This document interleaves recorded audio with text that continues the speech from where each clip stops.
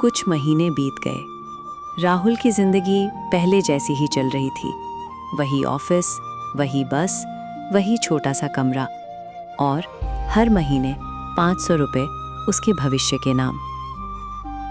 लेकिन एक सोमवार की सुबह ऑफिस का माहौल कुछ अलग था।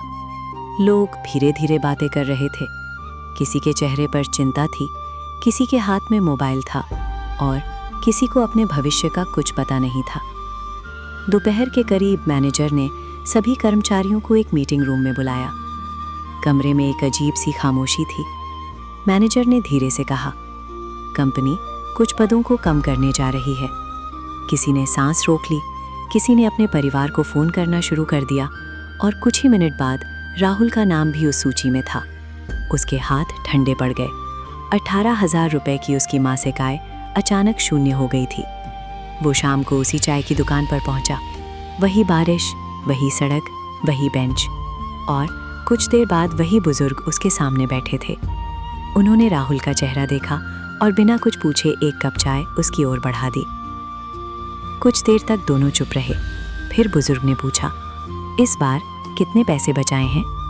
राहुल ने धीरे से कहा, लगभग 5 महीने के खर्च जितने। बुजुर्ग मुस्कुराए। उन्होंने कहा, तो आज तुम बेरोजगार नहीं हो। आज तुम्हारे पास अपने लिए समय खरीदने का मौका है। राहुल उनकी ओर देखता रहा। बुजुर्ग ने आगे कहा, अगर तुमने हर महीने सबसे पहले अपने भविष्य के लिए वो 500 रुपये अलग नहीं रखे होते तो आज तुम नौकरी खोने से नहीं डरते, तुम भूख से डरते। ये बात राहुल के दिल में सीधे उतर गई। उसने अगले दिन से नौकरी ढूंढना शुरू किया, लेकिन इस बार उसके अंदर वो पुराना डर नहीं था, क्योंकि उसके पास कुछ बचत थी, उसके पास कुछ समय था और सबसे बड़ी बात, उसके पास एक नई सोच थी। 3 महीने बाद उसे एक नई नौकरी मिल गई। तनख्वाह पहले से काफ़ी बेहतर थी, लेकिन राहुल ने अपनी पुरानी आदत नहीं छोड़ी। अब वो 500 नहीं, हर महीने 2,000 रुपये अपने भविष्य के नाम करने लगा। कुछ साल बाद उसकी आय बढ़ी, उसकी बचत बढ़ी, उसका ज्ञान बढ़ा और धीरे धीरे उसके पैसे उसके लिए काम करने लगे। लेकिन राहुल कभी नहीं भूला कि उसकी आर्थिक यात्रा किसी बड़ी सैलरी से शुरू नहीं हुई थी। वो शुरू हुई थी सिर्फ 500 रुपये से। दोस्तों, इस कहानी की सबसे बड़ी सीख ये नहीं है कि हर व्यक्ति हर महीने 500 रुपये ही बचाए।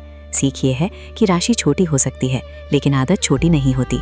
आप 500 बचा सकते हैं, 1,000 बचा सकते हैं, या अपनी इनकम का एक छोटा हिस्सा अपने भविष्य के लिए अलग रख सकते हैं। लेकिन एक नियम हमेशा याद रखिए, जो पैसा आपके हाथ में आते ही खर्च हो जाता है, वो कभी आपका भविष्य नहीं बन सकता।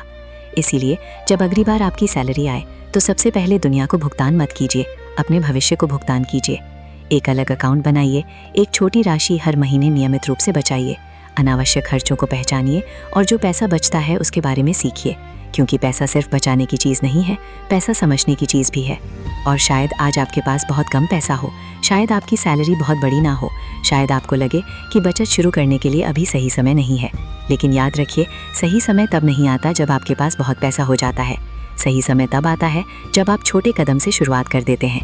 राहुल ने उस दिन सिर्फ 500 रुपये बचाए थे, लेकिन असल में वो पैसा नहीं बचा रहा था, वो अपने भविष्य को एक मौका दे रहा था।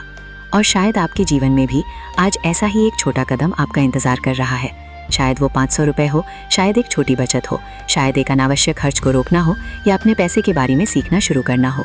लेकिन जो भी हो, शुरुआत कीजिए, क्योंकि एक दिन आप पीछे मुड़कर देखेंगे और शायद आपको भी राहुल की तरह यह एहसास होगा कि आपकी ज़िंदगी बदलने वाला सबसे बड़ा फैसला शायद बहुत छोटा था, सिर्फ एक छोटा सा फैसला। इस बार सबसे पहले मैं अपने भविष्य को भुगतान करूंगा। अगर आज की ये कहानी आपको अच्छी लगी हो तो वीडियो को लाइक ज़रूर कीजिए और कमेंट में बताइए आप हर महीने अपने भविष्य के लिए कितनी राशि बचाने की शुरुआत करेंगे। और ऐसे ही प्रेरणादायक ओरिजिनल ऑडियो स्टोरीज़ के लिए दिव्या फील को सब्सक्राइब करना मत भूलिए। मैं हूँ दिव्या और आप सुन रहे थे दिव्या फील ओरिजिनल्स। याद रखिए, कम कमाई आपको हमेशा गरीब नहीं रखती, लेकिन बिना योजना के खर्च करने की आदत आपको हमेशा परेशान रख सकती है।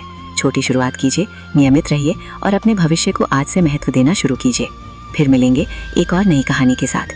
तब तक अपना ख्याल रखिए और अपने भविष्य के लिए कुछ ज़रूर बचाइए। धन्यवाद।